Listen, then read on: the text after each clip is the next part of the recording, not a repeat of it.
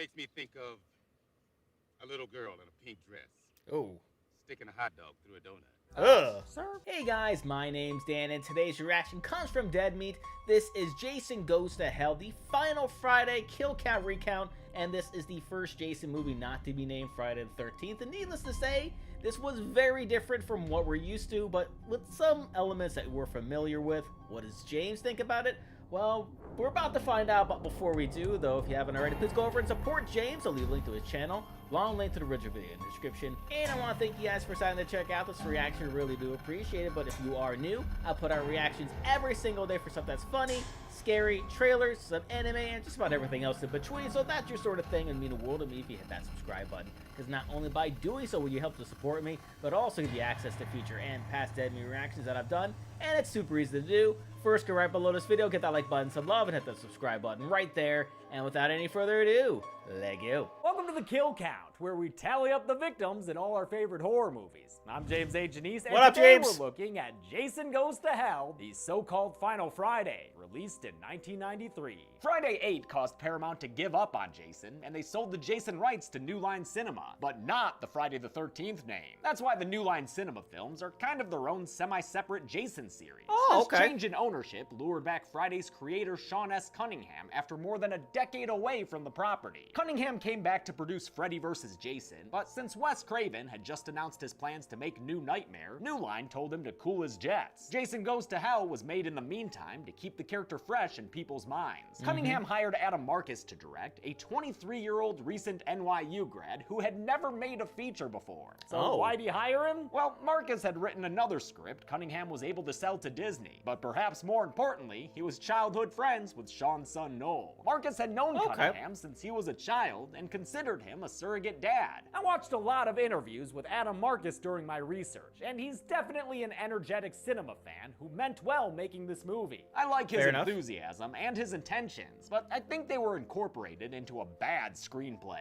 It was Marcus's idea for Jason to possess different bodies throughout the film, and if A New Beginning taught us anything, it's that fans love when Jason's not the killer. But Marcus intentionally made a movie different from all the Friday films before it. He added supernatural elements and Jason mythology that he hoped would retcon some of the franchise's inconsistencies. I think most people would say they actually just complicated things, and that they don't make a lot of sense. Then again, Marcus points out that Jason was a zombie who used to be a dead swampy boy. We didn't make any sense.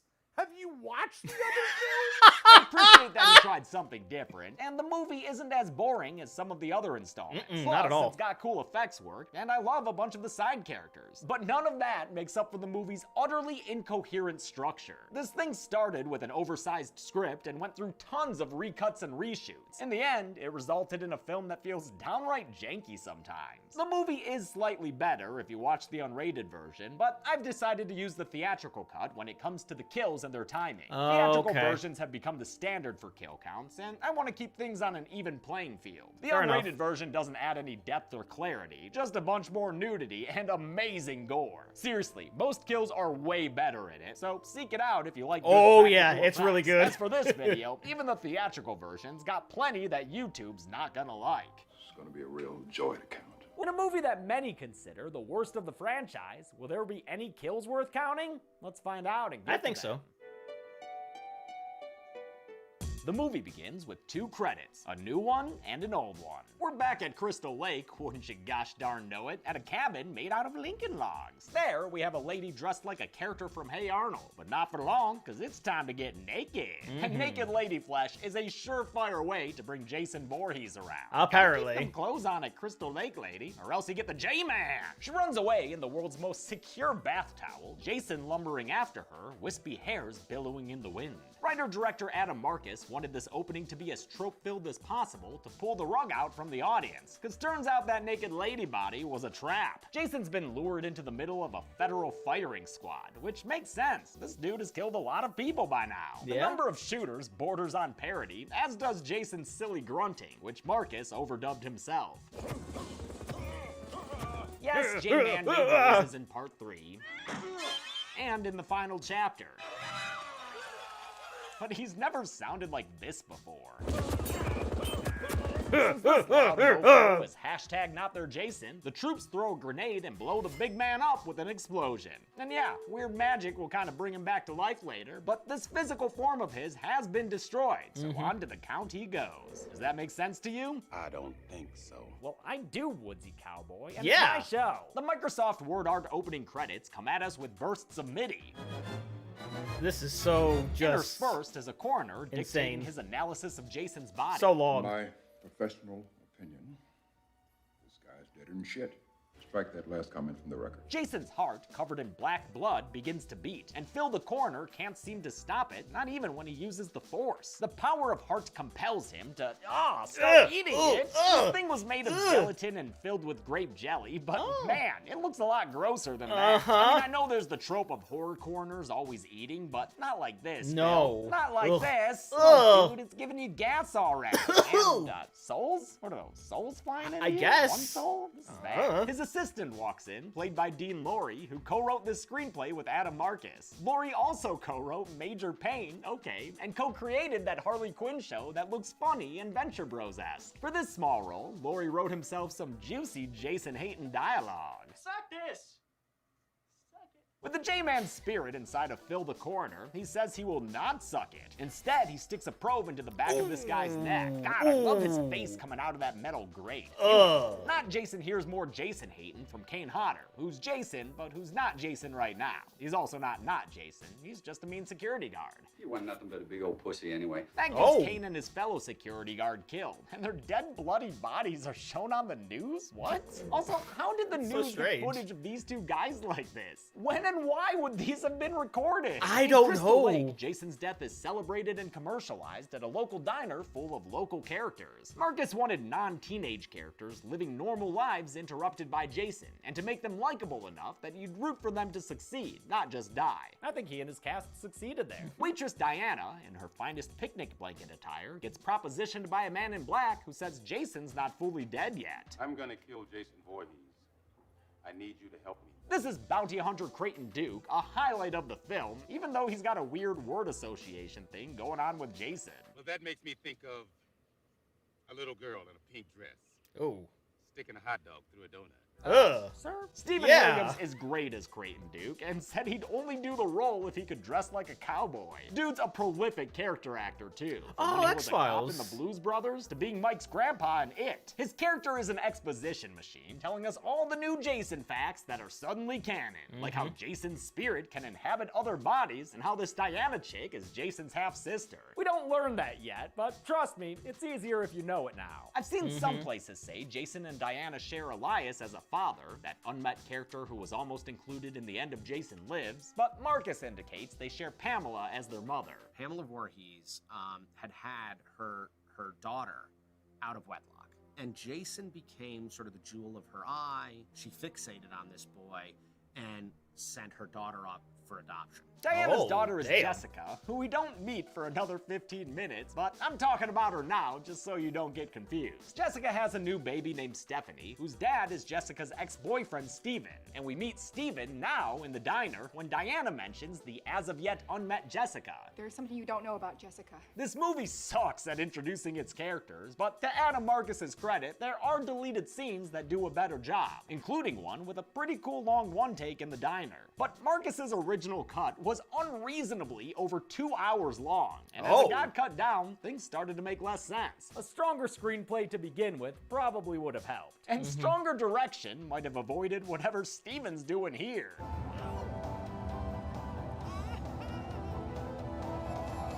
Like, there's no words. Like, what is Making he? random noises. I don't For know. So long too. This shot's like half a junkie shooting up drugs in an alley. Steven's played by John LeMay, who starred in the first 2 seasons of the Friday the 13th TV series. Okay. He's on his way to Diana's when he picks up a trio of horny hitchhikers eager to finally camp safely at Crystal Lake. Well, now that Jason's dead, We're thinking about smoking some dope, having a little premarital sex, and not worry about getting slaughtered. After he drops them off, they get right to it, with Luke stripping down to give this series a rare taste of man-ass. I'm gonna make the first one of these where there's as many naked men as there are naked women. Fair Let's enough. even the score. Something for the ladies. As the couple hops inside the tent of penetration, third wheel Alexis goes for a wee in the woods. Still Jason appears and slashes her to death with a scalpel. We see her body a little bit later, standing against a tree. Meanwhile, Deborah and Luke get busy in a scene that had to have been awkward to shoot. Actors Michael B. Silver and Michelle Clooney had been dating and recently broke up, and now they had to do a sexy scene with both of them completely naked. Oh my God! This sex scene is outrageous, especially in the director's cut. Still, Jason cuts it short by cutting into Deborah with a fence post and splitting her in half vertically. Its version in the director's cut is one of the all-time greatest kills I've ever seen. 100%. Luke screams at the sight before being killed off screen. For that shot of his face, they sprayed fake blood at him with a fire extinguisher. Ew. This whole camping scene was added after a test screening. New Line told Marcus the movie needed to feel more like a Friday the 13th, so he reluctantly added some horny teens dying, but refused to imply that sex automatically equals death. I will say, unsafe sex equals death. That's why he included the couple disregarding the condom, and why Jason steps on an unused one before he kills them. I guess Leppy Boy was right. Always wear a prophylactic. Still, Jason's having a great time killing, but he's got bigger plans for this cop deputy Josh. First, though, he's got to get rid of Edna, this married chick who's having an affair with Josh. Still, Jason kills Edna by slamming her head/a pillow in the car door. Then Phil Jason straps deputy Josh down on a table in the newly existing Voorhees family home. So new to the series, they didn't even spell the name right outside. Phil Jason's shaving Josh in a way that's kind of weird and kind of sexy. Marcus intentionally made this scene homoerotic to challenge his audience. It's also why he included the man-ass earlier. I think horror movies, more than any other genre, need to be inclusive of everyone.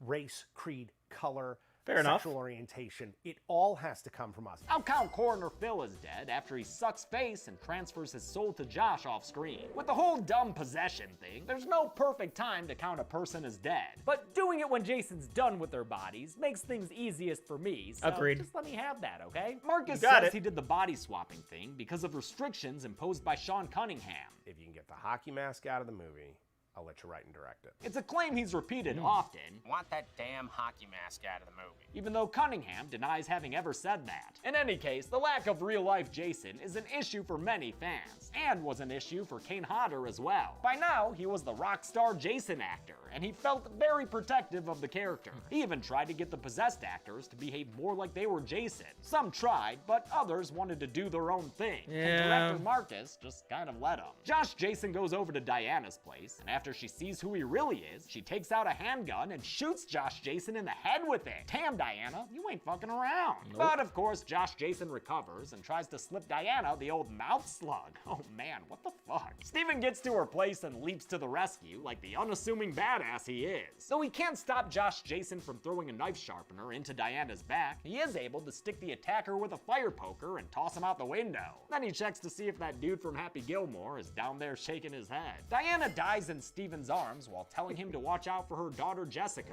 Then Diana's boyfriend, Sheriff Ed Landis, shows up. Since Josh's body pulled a Mikey My and said goodbye-bye, Steven's in a heap of trouble. He's put in a jail cell by his buddy Officer Randy, who's played in a real weird way, like Deputy Dewey levels of weird. Creighton Duke happens to be in the neighboring cell, and when he starts talking Jason, Steven's all ears. Or rather, all fingers, since for some inexplicable reason, Duke says he'll only talk to Steven if he lets him break his fingers. I mean, the actors sell this bit as best they can, but it makes no fucking sense. No, just like a lot of this movie. Duke tells Steven more new Jason rules. In a Voorhees was he born.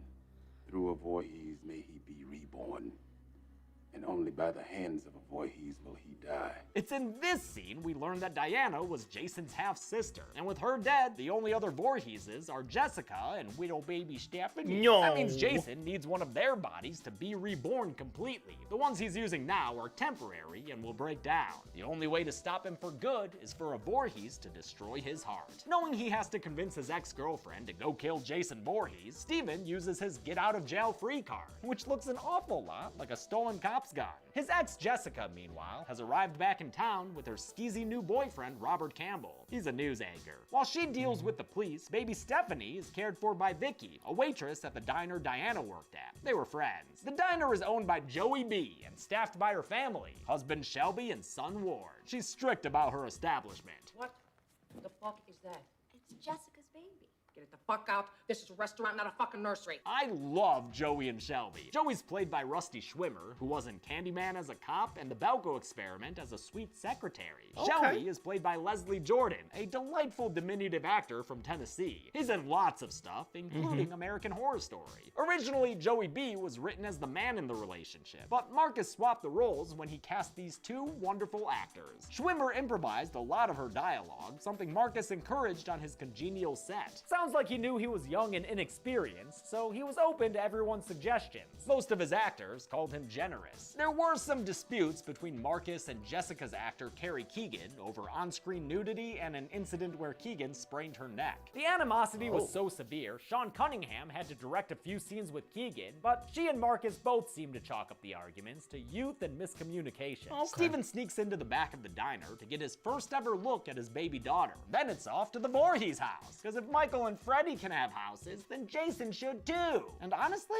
it's not a bad house. No, the not at all. interior could use a little work, but check out what's inside. It's the Necrofucking-Nomicon. Seriously, Calm down, what? though. This ain't a Secret Evil Dead movie, as much as Adam Marcus would have liked it to be. For real, though. Evil Dead. This is the actual Necronomicon prop, by the way. Yes. Sam Raimi lent it to Marcus when he visited the set of Army of Darkness. Marcus wanted to suggest Pamela Voorhees use the Necronomicon to bring her dead Swampy Boy back from the dead. That would make Jason a deadite, but Like, come on, that's not canon, is it? No, it is canon. It's in Friday the 13th. Sorry, I made one of those movies. It's canon. Oh. Deal with it. Okay. Steven falls through the closet floor as Robert Campbell enters the house. That's Jessica's new boyfriend, in case you forgot. You probably did, since this movie sucks at introducing characters. Steven learns that Robert's using Jessica for a story about the Voorheeses, and turns out this dude will do a lot to make his story sensational. Last night, I stole Diana's body and I hid it here in the closet.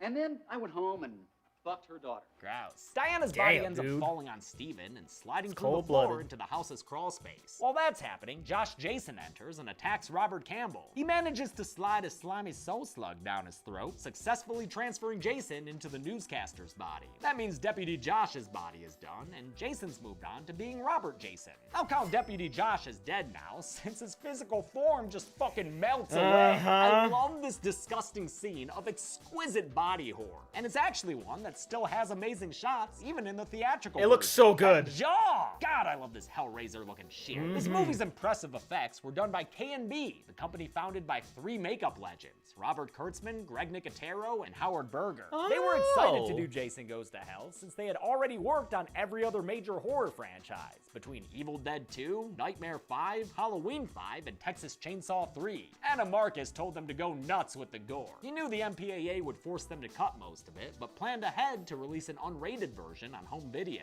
Jessica is having herself a soppy shower cry when her lights go out. It's Robert Jason. As he goes to slow her down so he can be reborn, Steven shows up to save and subsequently kidnap Jessica. He carries her here because actor Carrie Keegan had just broken her toe by dropping a flashlight on it. Oh no. On his way out, Steven runs over the man who looks like Jessica's boyfriend, which will surely win her over to his side. Oh, wait, no it doesn't. Though he tries to explain, Jessica wisely kicks his ass out of the car. I mean, sure, she might be wrong here, but like 99% of the time, this was the right move to make. She goes to the police and they send dipshit Randy to pick up Steven. They have a kind of fun, kind of friendly boy fight together that ultimately ends in a stalemate. I got a gun. I got a gun. Fuck that. I got a gun.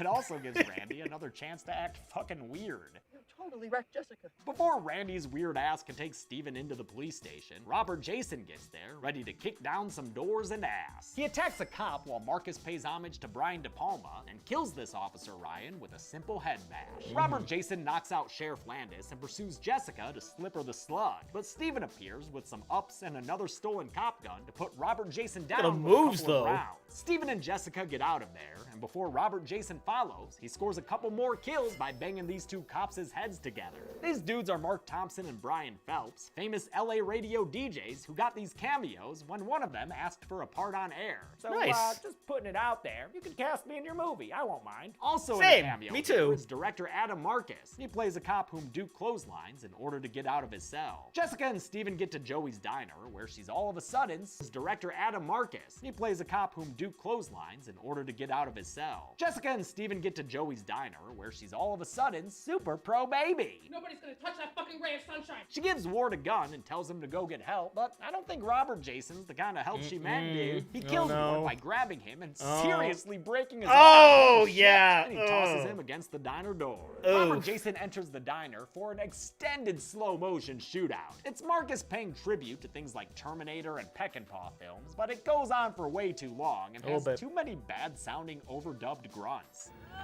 Since bullets don't stop the RJ man, he easily stomps up to Shelby and kills him by sticking his head in a deep fryer. Aw, then he tosses the body aside. Talk about Southern fried. Robert Jason also kills Joey by bashing her mouth in with his elbow. That effect looks weird, right? Looks weird to me. Vicky, the unsung hero of this film, is unfortunately the next one to go. She sticks a pipe or something into Robert Jason's chest, but then he grabs her and pulls her close to him to impale her through the midsection. Then, it's nap time. Sure, okay. Jessica finds a note where her baby Stephanie used to be. She follows its instructions and heads off for the Voorhees house by herself. Steven follows in his own time, after eyeing a machete, and after both of them are gone, a police officer enters the diner. The first-person view reveals a diner patron's body on the floor. In the director's cut, you can see him accidentally getting shot by Vicky, but in this cut, I waited until now to count it. Now is also when I'll count Robert Campbell as dead, since he jumps out to transfer his soul into the cam op's body. Jessica gets to the Voorhees house and finds Creighton Duke holding her baby.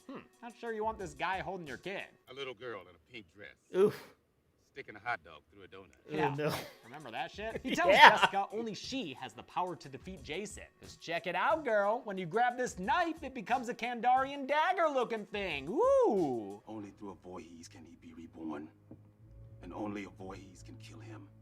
With that. Yep, now this Power Ranger dagger is part of the Jason mythos. Duke falls through the floor because damn, no one in this house be paying their floor bills. With a pipe through his thigh, Duke yells for Diana to kill anyone who walks through the door. They might be Jason. Sup, Sheriff Landis? Hey dude, you Jason? I thought you were dead. You were wrong.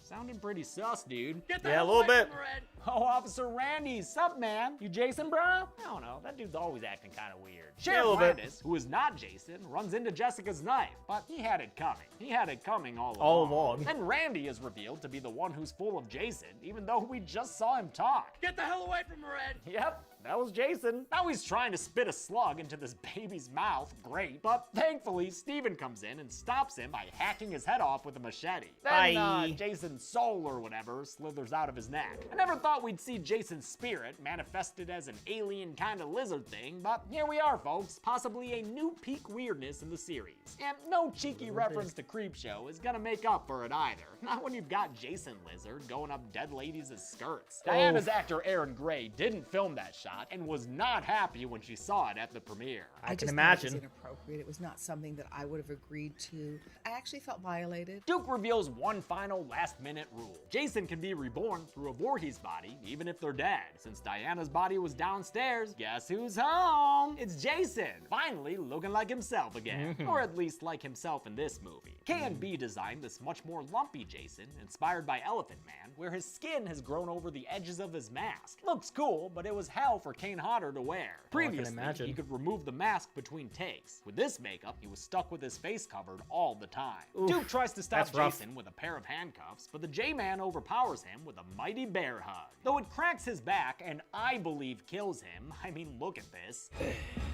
I won't count it because Adam Marcus recently said the character survived. I think that's kind of dumb, and I doubt the Duke spin-off series will ever really happen. No. But honestly, I don't want to deal with comments saying I was wrong. So there. Fair enough. This guy's alive, apparently.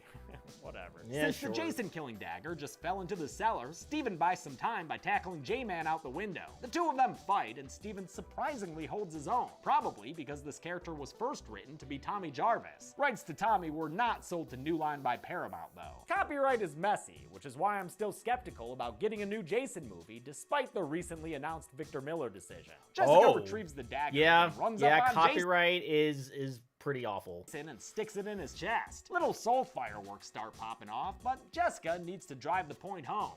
Go! Literally. Go! Boom! Final kick does the trick, and I don't know. All this shit starts happening, man. What are those big old hell hands? They look like some kind of Jim Henson creation. I guess originally this ending was gonna be done with miniatures, but I think they ended up running out of money. I'll count Jason Voorhees as dead for a second time in this film, as the hands pull him underground. It's only forever, not long at all. Jessica and Steven kiss, their heads turn into the sun, and no one can blame them for walking away, holding their sweet little baby. Jason's mask is left behind. Wait for it. It too is dragged to hell. Hello, Freddy. Freddy Krueger, motherfuckers! They in the same studio now! And with Kane Hodder playing Freddy's gloved hand there, that makes him the only person to technically play both characters in a film. How many kills did Jason pack before he left for his trip to hell? A Let's lot. find out and get to the... Oh, no. Oh, no. James, don't eat it. Don't eat it. No, James. No, James, no. No, James. No. Oh, no, James. Oh.